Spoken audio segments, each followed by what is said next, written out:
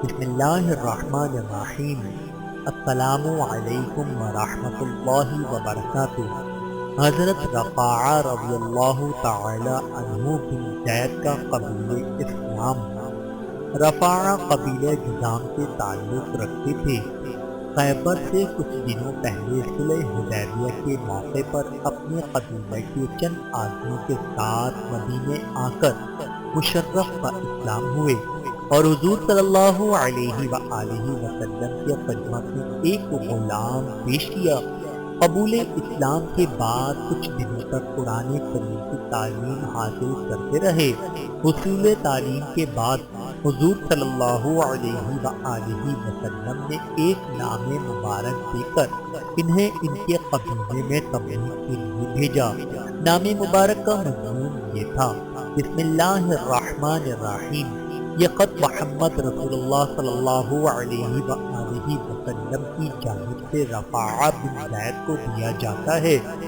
میں ان کو ان کے قبیلے میں اور جو اس میں داخل ہوں ان کی طرف بھیجتا ہوں تاکہ وہ انہیں خدا اور رسول کی طرف بلائیں۔ جو پیش قدمی کرے گا وہ حزب اللہ کا ایک فرد ہوگا۔ جو لوگ پیچھے ہٹیں گے ان کے لیے 2 مہینے کی مہلت ہے۔ رفاعہ یہ خط لے کر وطن پہنچے اور چند دنوں میں ان کی کوششوں سے ان کا پورا قبیلہ مشرف و اسلام ہو گیا۔ ابھی ان کا قبیلہ مسلمان ہوا تھا کہ دوسری طرف سے زید بن حارثہ نے، جو دوسری مہم پر بھیجے گئے تھے، پہنچ کر اس پر غلطی سے حملہ کر دیا۔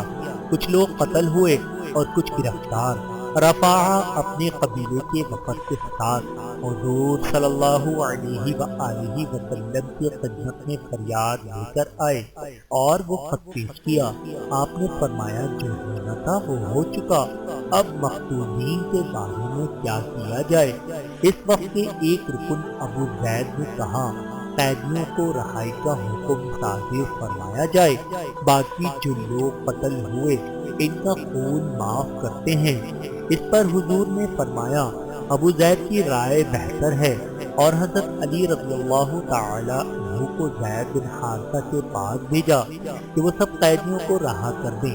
چنانچہ تمام قیدی رہا کر دیے گئے اور جس قدر مال لوٹا گیا تھا سب واپس کر دیا گیا۔ حضرت رفاعہ رضی اللہ تعالی عنہ پر اللہ رب العزت کی کروڑوں رحمتیں نازل ہوں، آمین ثم آمین۔